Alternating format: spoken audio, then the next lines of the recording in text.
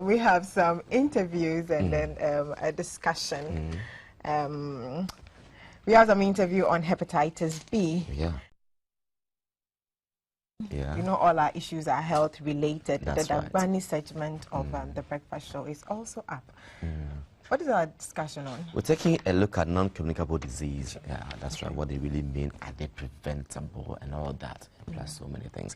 But there's a quote here. A healthy attitude is contagious, but don't wait to catch it from others. Be a carrier. That's a wonderful quote there from one Tom Stoppard. It says a healthy attitude is contagious, but don't wait to catch it from others. Wow.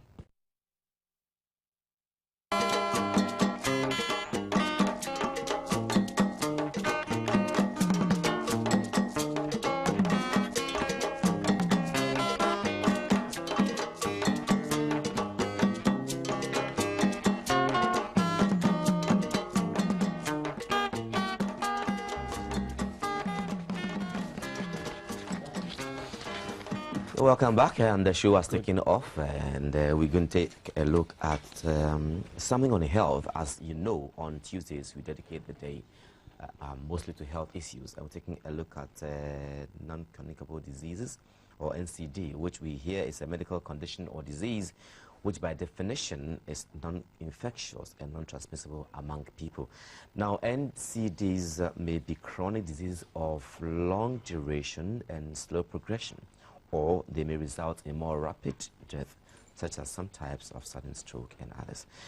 Well, my guests who are experts actually to help me delve into these issues, I have on my immediate right Donatus Chanase, Project Director, LiveWell.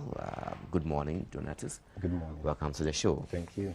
We also have the only lady amongst us. We are three gentlemen, one lady. That's fine. She should get a small balance. Dr. Afisa Zakaria, Director, Policy and Planning, Monitoring and Evaluation, Ministry of Health. Am I right? Yes. Good morning, Doctor. Most welcome. And also the one professor amongst the Professor Reginald Okanse, Director, Wellness and Medicine Think. Good morning. Good morning. Welcome, Prof. Thank you. First of all, if I want to go by the father ladies first, I want to put this to Doc. Doc, if you talk about non-communicable disease, to the layperson, what does it mean? Besides the definition we read through, which sounds a bit technical for people, what does it mean?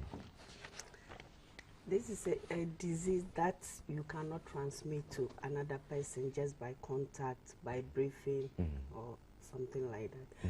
These are diseases that we acquire through our lifestyles.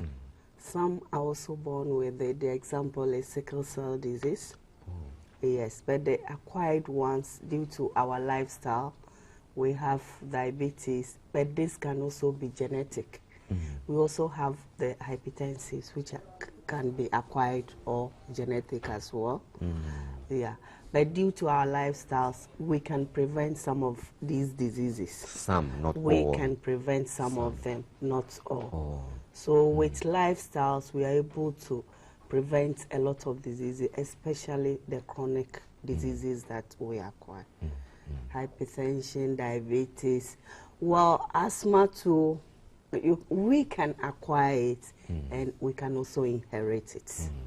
So chronic diseases these days, due to change of lifestyles, I mean, we are improving day in, day out. And so we are also turning to acquire the rich man's diseases. Those days, I mean, we used not to see these diseases often, but now we are also acquiring. I was coming to that from another angle. I'm going to put that to Prof before I come to you, Donatus. Prof, she just ended on a note that formally, we didn't have such diseases which are closely related to lifestyles. What has happened? Because it looks like the more we, quote unquote, we get civilized and advanced, the disease also gets civilized and advanced with lifestyle. What have we lost on the way? Yeah, that's quite interesting. And I'm going to just hammer on one aspect. That's right. Let's take a look at our classrooms today, for example. When you and I were going to school, we had playtime. That's right. We had time to recreate ourselves. we had time to do physical education and enjoy sports. Absolutely. What do we have today? Absolutely zero in some schools. However, Most there are schools, some actually, schools most that schools. have taken it up, and they are providing physical activity opportunities. So, in a sense, these are the kinds of things we can purchase ourselves. That's right. We can buy the diseases ourselves. Yeah. Physical inability. If we do not provide those experiences for kids so they can be active, there's no way they'll be able to fight these non-communicable diseases. Obesity can be controlled in a way if kids become very active. Regular exercises, as you said. Exactly. PE periods and all that. Exactly. Also, you have to take note of our communities, what is happening with, let's say, Ministry of Roads and Transportation, for example. If we develop roads within the communities and we do not provide opportunities for people to move, but people compete with cars on the road, what happens? We reducing the opportunity to walk, to bike, and to run. So in a sense, we get civilized, yes. But then we limit ourselves to the very fundamental things that can make us active and to be able to fight non-communicable diseases in the right way. Wonderful. Donatus, you want to talk about that one? Yes. Yeah. It's because of all these things that they mentioned that we come in. We are working with the ministry to create a structure that would educate the general public. And our target group is the youth. Okay. Yeah, we...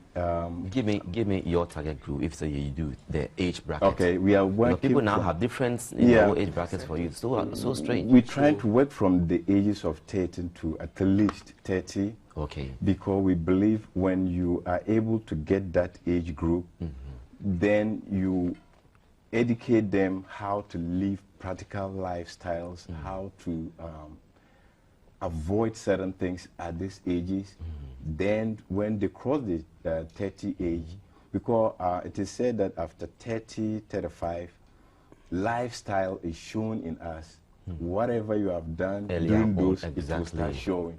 And they are hard to prevent. Start bearing the fruits. Yes. So we are trying to work with the youth. So we have school programs. We go to schools to educate them with this resource people. And also people that are managing with the conditions. We also have a program that is set to give them everyday exercises, every day at least what you should do to manage your condition, because in that, when you get to that point, it's management. And, that's right. So we are working with the ministry to see how we can implement these things to change lives. Wonderful. Yeah. Wonderful. And okay, if I may quickly just... go to Doc. Sorry. Oh, no, please finish. I'll go to Doc on that. This is the people might be asking, who are these we? This is the LiveWell initiative. Okay. And it's educational in a way, providing instructional documentaries to show the public as well as to engage the youth. All right. That Donatus has aforementioned to start leading healthy lifestyles. So there is the LiveWell initiative working in consonance with the Ministry of Youth and Sports. Ministry of Health. The Ministry of Health. Wonderful.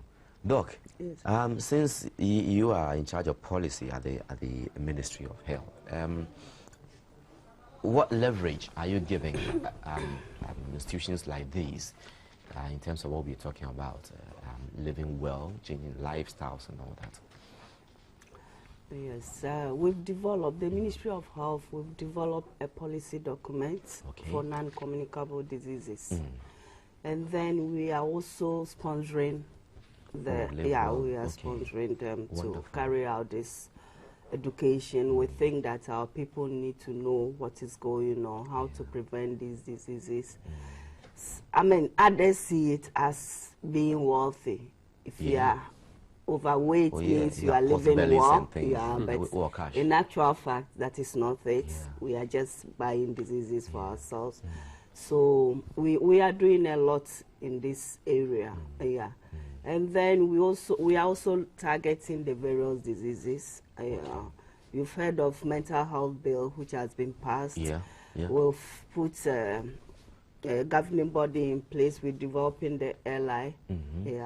For that, and then we've made resources available for that. It's taking off, and we shall get there. Doc, when you mention resources, I'm interested in those ones because I mean, if you, I'm not a proper doom, but probably very soon start hearing that because of lack of funding, we are stuck on the way and all that. A little bit of what are you doing for them in terms of resources?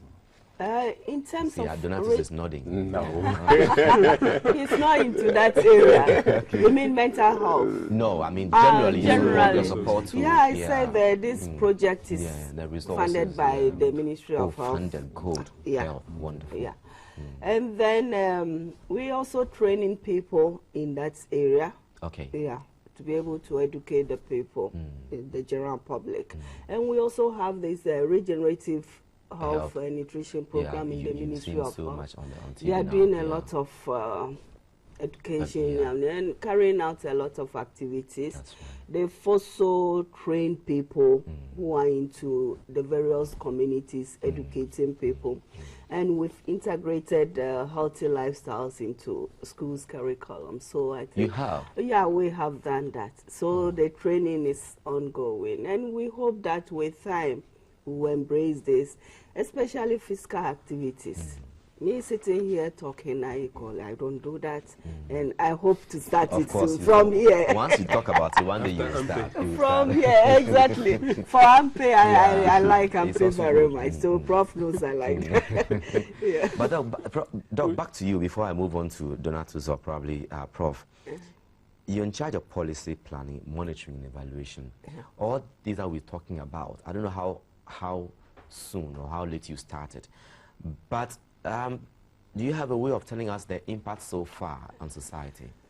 The impact, the general public, so far, so far, well, it's gradual, but once we've been able to integrate it into the school curriculum, it's making a lot of impact. And many how would you evaluate that one? You try evaluation also, that's what I'm asking. The evaluation, I mean, through contact with other people, they have carried out interviews. And through the interviews, I mean, the people, when they talk, you can see that they are becoming aware of what is happening. Initially, they didn't know of such things, but now they are getting to know the causes of these things and how to live better or live better lives.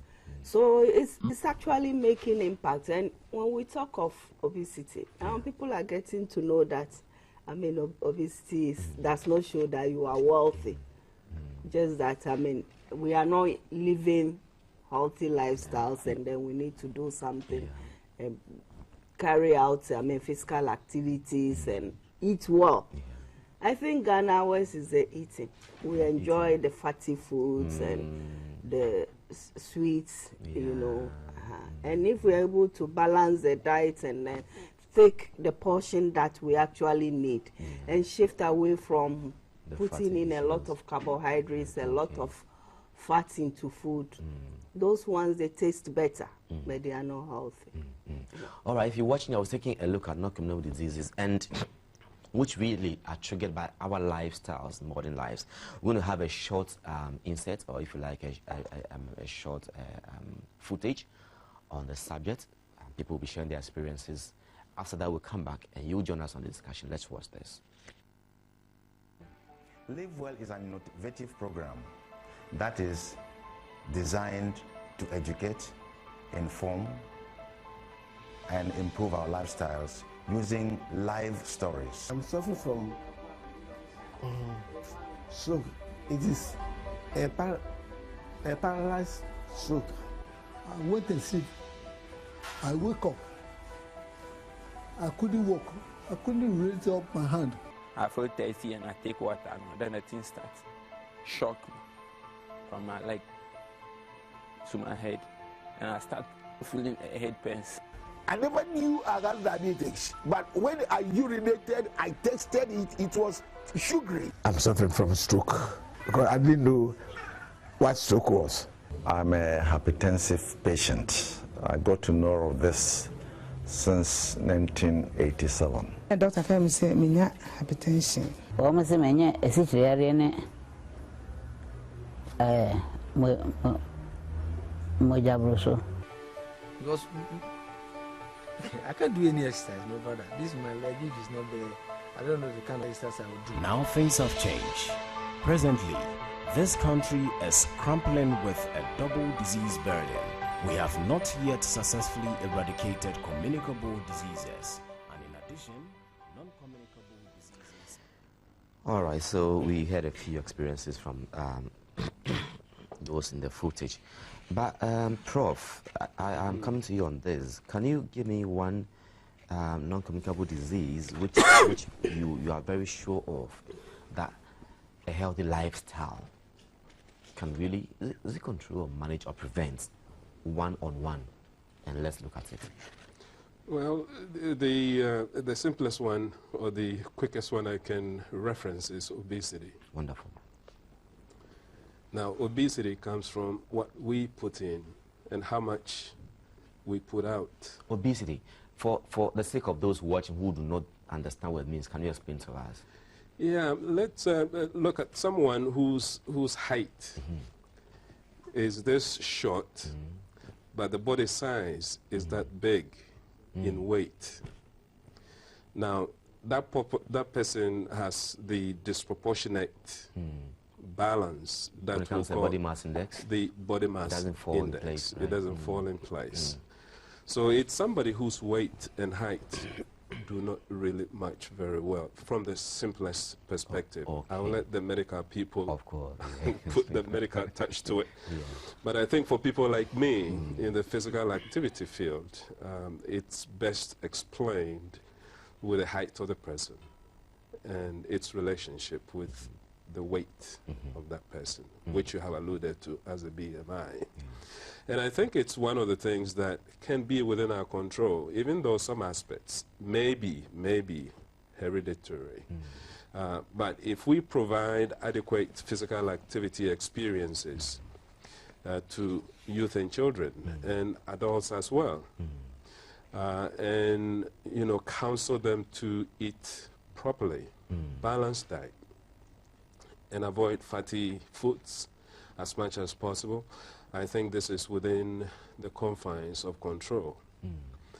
But as I said, how many of our children get close to getting 30 minutes of physical activity a day for 3 days in a week? How many of us adults do exercise 20 minutes a day for at least 3 days in a week? And we know that in order to fight obesity, if you are able to work towards maintaining an adherence to physical activity for youth and children for about an hour, 3 days in a week, you are on your way to be burning the energy, the calories you put in, based on the amount you put in as well. If we have adults also working towards the target of 30 minutes of physical activity a day for 3 days in a week, we are also on our way to pushing obesity to the wall. Not to say physical activity is the only means, but it also helps a great deal.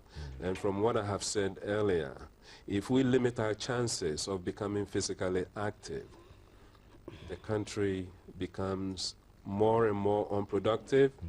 And if we all cherish sports, for example, let me bring that in, and we want sports to grow, and we have physically inactive people, many physically inactive people, then we are not going to get the healthy, strong, energetic people to participate in sports. The more healthy people we have, the more healthy sports environment we will have. Wonderful. So I think obesity can be controlled through lifestyle. Through lifestyle. Donatus, give me another disease briefly, and how lifestyle can control that also? Common ones that we can maybe talk of. I would like to take stroke. We have actually gone around the country doing these documentaries, the piece you just watched. And what we do is we go to various regions, and in Ghana, when you look at the map, every region you can identify with a particular lifestyle. That's right. So when we get to a town, we try to contact the medical hospital and get in touch with them, see what is growing there, what is the problem, what is NCD cases more higher. And we've been getting a lot of stroke these days with youth, with young people. Wow. Yes, and it's amazing that... Why do you think it's so? With the young people, I'm interested in that one. It's we consume a lot of things that... I hope you are watching. I mean... Yeah, and the problem is that we don't even go for checkups. We think we are okay, and there is this new wave of lifestyle in our urban cities. We just walk through, what do you call it, that street, Oxford Street. Oh, man. You see chicken that, they are all coming. And this junk food. This junk food is taking over. So we have various, the urban cities have their own problems to deal with. And when you go to the villages, they also have the checkups not being regular, and they are attributing it to juju and stuff, and they're not checking. So it is a big problem, and as we are on field working with these people, it amazes me how much information is lacking in this country in terms of NCD cases. So we think it's a very good initiative by the ministry that we take this message across. And, we also thank this station because you soon be carrying some of this GTV. Okay. You soon be carrying some of these documentaries because they are real life stories that we go to the field, and we are working with the regenerative health department and with the ministry. They have a lot of resource people there that are very knowledgeable in the areas. So once in a while we take some of them there, and we document the stories. We take them to the schools and play them to the students. To them it's entertainment. By the end of the day, when they get to feel what the people are suffering, going through, then they get hooked to the story. And we go on to establish NCD clubs and stuff. So it's a broad-based program. But back to the thrust of my question. Okay. I was asking, to what extent do we use heavy lifestyles to control strokes? So you mentioned stroke, for instance. To what extent can we do that? When you spoke about obesity and then how can you lifestyles too? I think it's checkups. Okay. Because some of these things, they start from maybe, let's say, BP is high, you don't know. You have cholesterol, you don't know. Then, you're still living some regular life. Because when you have BP, you really need to control it. Other than when you let it get to the levels, then the stroke will come. The medical practitioners can dive more into that. Here now, Doc is but once your BP gets to some level and it's not well checked, that can automatically hit you with this kind of disease. But when it's controlled, when it's detected and controlled, and they put you on a special diet, on a special program, you can reverse it. You can't get back to normal and live normal life. But once you cross a line, then that's it. And once it hits you, you can't attribute it to whatever, juju, or it will still be there. It's there. So education. Yes. Doc, I was alarmed when you mentioned the fact that most youth now are getting strokes and all that. He cited a very good example. What we eat now at the days. What do you think can be done about? Because now, as for those junk food, we can't shut them down. They'll be there forever. I mean, trust me. So, what level of education do we need to know how much of these we should take, the quantity and lifestyles to go along with them, so that we don't get some of these diseases? With the type of education that is currently going on. What's our age, all of us? Let's spread the message. Our people should watch the television, and then radio stations, those that are talking on non-communicable diseases, they should listen attentively. because these diseases are really killing people, especially the youth. Young people should not die from these diseases. That's right. Stroke, no. I'm surprised. But we've moved away from our traditional food. We've left all the green leaves, and then we've embraced these other fatty food, fast food. Before you go on, Doc, yeah. Do you think we have the green leaves in abundance of late? Secondly, how affordable are they now? The fact is that, yes, I would say we have them. Many of us live in areas where we can plant these things. I do grow my vegetables and I use them. Any little space you get, I mean, you can just plant these things and then you use them. The way that lands are being sold and you have something for that one now. Even a pot, if you want to take green leaves, you Wonderful. can easily grow them. Great. I have tried it. I'm using my own vegetables.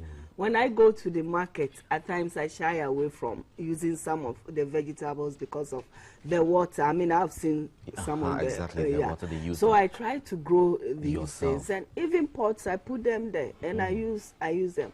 I really love Is green it vegetables. sufficient for you? Not sufficient. I do buy it. Okay. When I go to the market, I buy. Yes, I wash them well, I treat them. Use salt solution to clean them very well. Vinegar, you can also use vinegar to clean.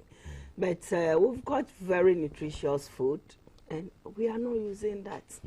The other one is very good. But now we are all moving towards monosodium because that tastes better. And the scent, I mean, you won't get that strong scent like that one. But we've got very, very nutritious things that we are moving away from and moving towards the fast food. And if you look at the content, calories in that, I mean, the body cannot use all that up. So the body will convert these things into fat. And once we are not able to use them, they line up the tissues, narrow the tissues, blood is not able to move freely, and so it pumps with pressure. And that is when they rupture the part of the body that's the blood vessels are supposed to. The medical then it gets explanation paralyzed. You get paralyzed, and these are the things we refer to as the strokes and the rest. And the other thing too is life. These days, our lifestyle. Everybody wants to live good. And we don't want to work for that. We all want to live good. Everybody wants a mobile phone, a television set, a radio. Not just television set, flat screen set, not just TV, flat screen set. Exactly. And once we move, I mean, we stress ourselves up. Stress is another very bad factor for these things. They can easily trigger stroke. You stress yourself up, before you realize you are off. Oh, I was just lying and this happened. Yes, you've got factors that can give you stroke. And then you add it up with stress. Stress, for one, is not good. It's not good for anything at all. But we end up stressing ourselves up, especially those in the big cities. They say if you don't see, I mean, you will not even yearn for it. But we are seeing all these things, and then the taste is getting higher and higher. At times I look at our lifestyle and look at people in developed countries, and our standard is even, our taste is even higher than those who have the taste. They who created the taste. Exactly. So we end up stressing ourselves up, and so you find people who are not supposed to be in the mental homes, they are there. All because of this brain. The brain can put us into anything at all. Apart from what we put here, what we also think they can also land us into trouble. Do you have, if you like, a target set for yourself as from the point of view of ministry? I mean, in terms of reducing such non-communicable diseases, do you have a target set for yourself, or you just roll it out? We're rolling it out, okay. Because we don't want to get to just a section of the population. All right. We want to reach everyone, and we'll continue with the education. Apart from this project, we have other projects going on. The Ghana Health Service will have health promotion department there, and they are also doing education. We have regional offices, district offices, so health promotion activities are currently going on. But yes, they are combining communicable and non-communicable diseases. Yes. So, I mean, we hope to touch everyone. Those who embrace, I mean, the advice they will receive, I think it will help them. All of us. For physical exercise, we need to embrace that. It's very difficult. We are all very busy. We leave our homes very early to work, and then we come back very late. We are in traffic. You get home late, and you eat late. You cannot even stay awake just to digest the food, but straight to bed. And once you are sleeping, it slows down the digestion. Then your body will start converting these things into so it's a combination of factors, you know, and so the education must be stepped up, as it were. We really need it. We really need it. But, Prof, I hear there's a campaign coming on. What campaign is it? Campaign to launch, is it this LiveWell initiative, or has been launched already? Or you want to come in here? Yeah, I want to come on that because this is the process of letting your viewers know that, and Ghanaians, because we are nationwide. We cover every corner of the country. That this initiative is established and is going on. Okay. And our first area of operation is going to be diabetes, non-communicable. There are a lot, but we picked only 4 to work on because if you stretch yourself, you may not be able to. What were the yardstick in choosing those 4? Those that are prominent, that are really on the increase. Okay. So we have diabetes, hypertension, stroke, obesity, that we want to zoom in for this first quarter with you people. Season, and then we'll move into other ones. But this is part of the launch where we are saying, okay, these documentaries are coming, these educational programs are coming to GTV very soon. And also, when we get to the cities, we have our banners, we're going to do billboards. So it's a whole lot of things. And as part of the program, the ministry will be launching a lifestyle committee this afternoon, 3 o'clock, which is another, because lifestyle is the head of all these things. So if we are able to get lifestyle straight, then it boils down to all these areas that we are working on. So if they set these people up, then we are ready to roll. Doc, it's not been set up yet, the committee, but what will be your expectations for that committee? The lifestyle committee, yes, we'll put it in place, and then they will help to guide the activities of the ministry when it comes to lifestyle. And apart from the committee, we also want to be examples for others to emulate. So we'll be embarking on walks with the Honorable Minister of Health. Wow. Yeah. We're still trying to settle on a date so that we can go out for a walk. With time, we'll enroll some of the ministries in so that they will join us at least once a week. And then we will choose a time that any time from 5 or 4 to 5 there, we walk around the ministries just to encourage people to take to walking instead of always picking vehicles to move short distances. Yeah, so these things we are. Prof, I have observed something, and I know you also might know about it. Key faith clubs, most of them, not all, most of them, after going to keep fit and everything, they go eat heavy banku and beer and all that. So what have you done to yourself? You have actually done nothing to yourself. Seriously? Yeah, seriously, you know, after a 2-hour workout, which intensive workout, probably which might not even be good for you, then on top of that, you go and sit down and drink some beers and Guinnesses and eat the motos and things. That is no good practice. It's not healthy. You see, I think from the medical side, it's been clearly mentioned that you always have to think about what you put in relation to what you're going to be putting out. What are you going to do after eating this heavy thing? What are you going to do? Go and sleep. If you go to sleep, then... Because they've done the workout already. You've done the workout already. That's it. It means that you're putting in so much that the body doesn't really need at that time. And when you go to sleep, what happens? Your metabolism slows down, digestion is slowed, and as Dr. Afisa has said, it's going to develop and change into fats and deposit and block up the veins and arteries, and eventually what happens? You develop stroke or any of the other NCDs. But I think for cafe clubs, it's important that they take note of the criteria I have mentioned earlier, that we need some amount of physical activity. 30 minutes for adults 3 days in a week is good. You cannot pile up all the 30 minutes and do it on Saturday for 90 minutes and then begin, oh, my hair, my thigh, my knee. The next time you are called, you say, oh, I felt too much pain, so this week I will pass. You see, you are not building the consistency and adherence to physical activity. But that is what we often do. Now, we also forget that exercise is truly medicine. That's right.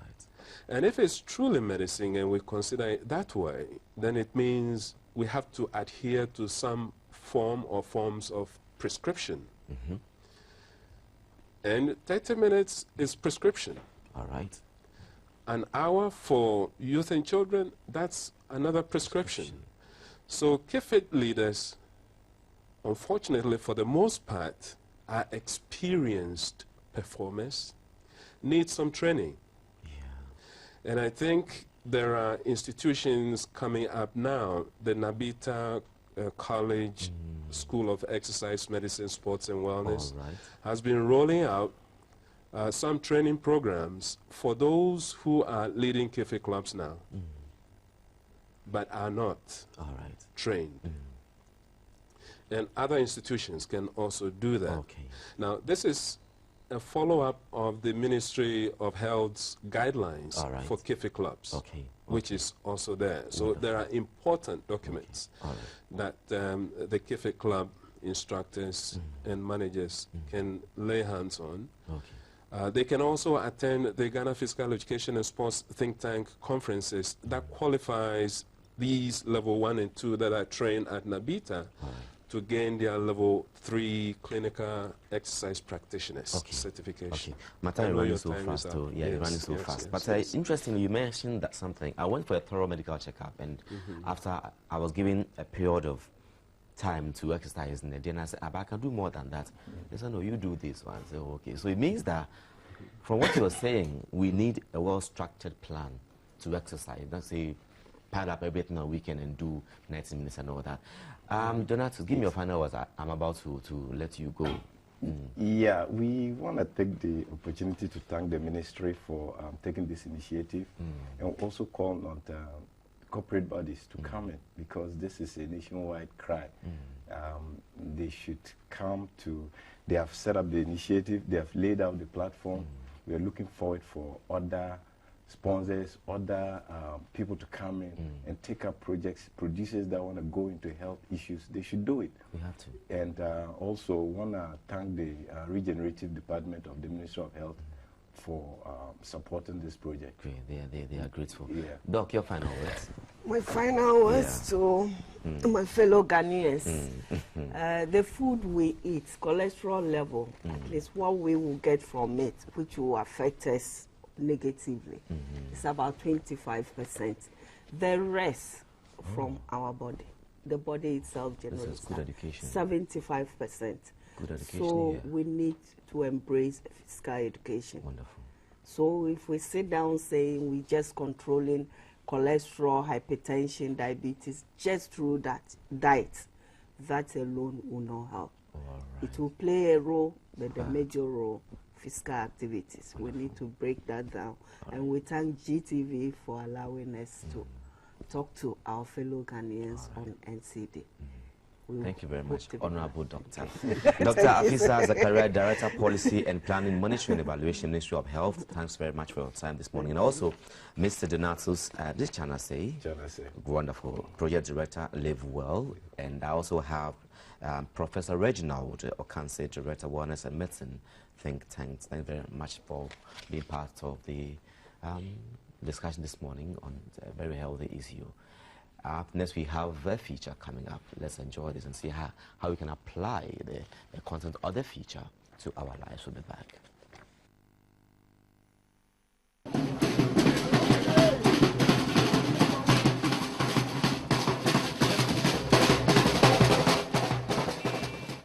It is said that a healthy nation is a wealthy nation. Good health is important to the human life. It is evident and scientifically proven that people who practice preventive health care live much more longer.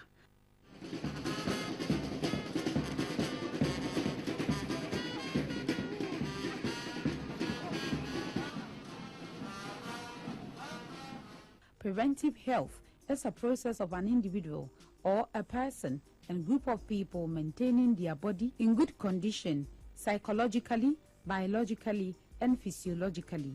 These include living a healthy lifestyle by eating a balanced diet, staying away from sedentary lifestyle, drinking more water, reducing the intake of salt and sugar, and above all, exercising regularly to prevent diseases and stress. We actually need to actively promote health in terms of healthy lifestyles on the part of the population. We are talking about clean environment, living within clean environment. We are talking about eating natural foods like fruits, non-fatty foods, oily foods should be avoided. You have to drink a lot of water, especially in the morning. We are talking about doing exercises regularly and so on and so forth.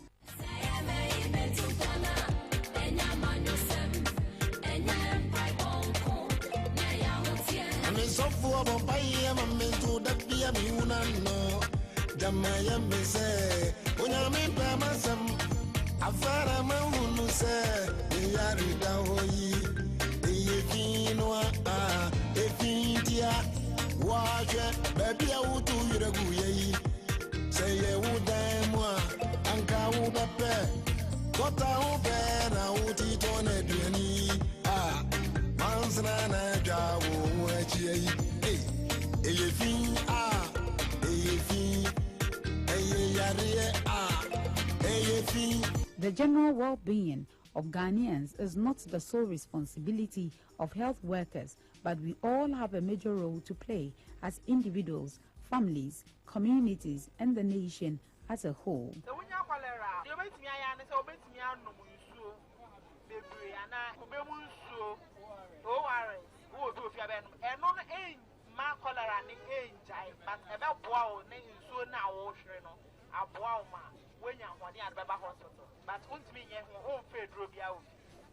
It is imperative for every individual to have knowledge about preventive health care, also known as primary health care, which is essential for healthy living and long life. Having knowledge about preventive health care enables people to take control of their own lives and health.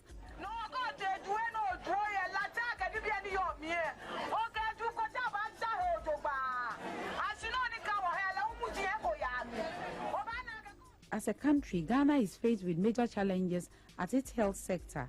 There are not enough health facilities, and there is pressure on the few ones available, coupled with inadequate hospital beds to cater for the growing rate of patients who troop to these facilities.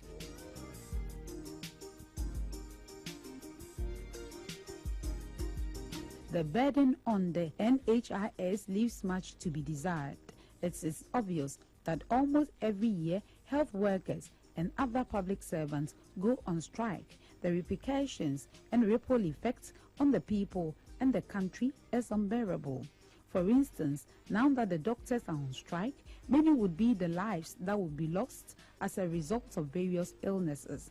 As if that is not enough, The public pharmacists have also joined the trail. Only God knows who next.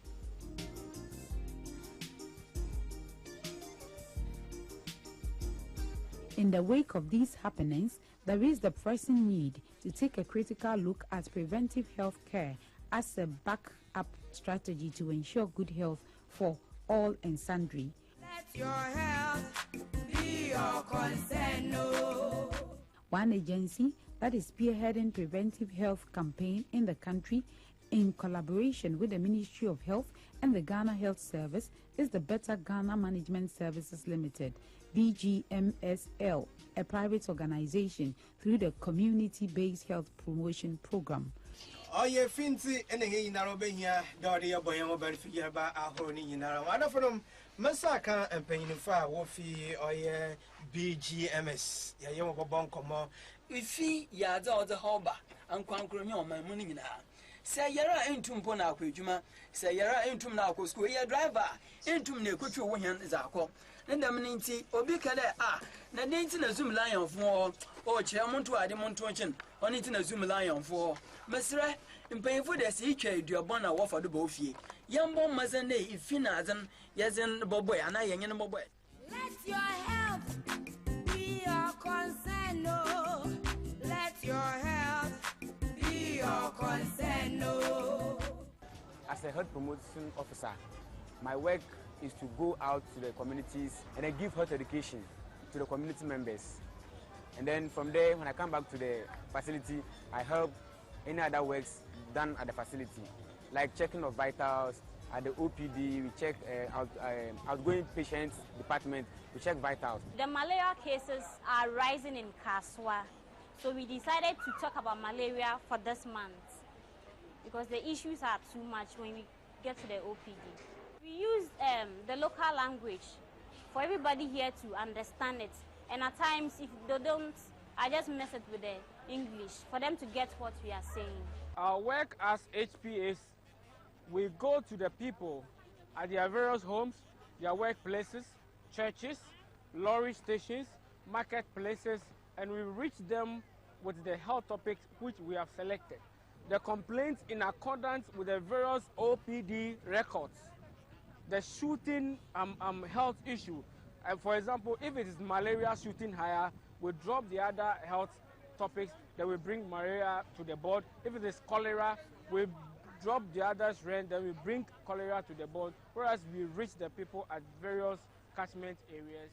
The deployment of these health promotion officers is actually going to revamp the human resource for health situation in the region, in the Upper East region in particular.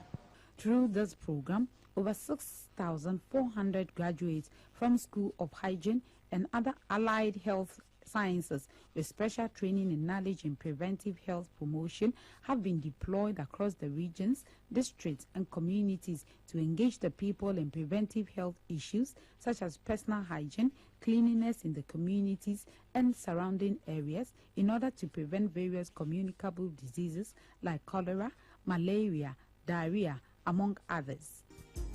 The impact of health education is very relevant in our times because when it comes to current public health activities and disease outbreaks and so on, you need to inform the populace of what is going on. And in that regard, these ones have been extremely helpful because every morning they come around to the various units, they talk to the patients, they talk to our clients, and they let them know what their role are as clients because you know the health system consists of both the role the health workers play and the role that the clients play. So they kind of liaise between the health workers and the clients so that we can all come to an understanding of the roles that we have to play to make the health service run smoothly. So in this regard, they have been very, very useful. A survey by GTV shows that this cadre of health officers move from house to house, marketplaces, churches, schools, mosques, and community centers, among other places, to educate people on how to live healthy lifestyles in order to prevent diseases.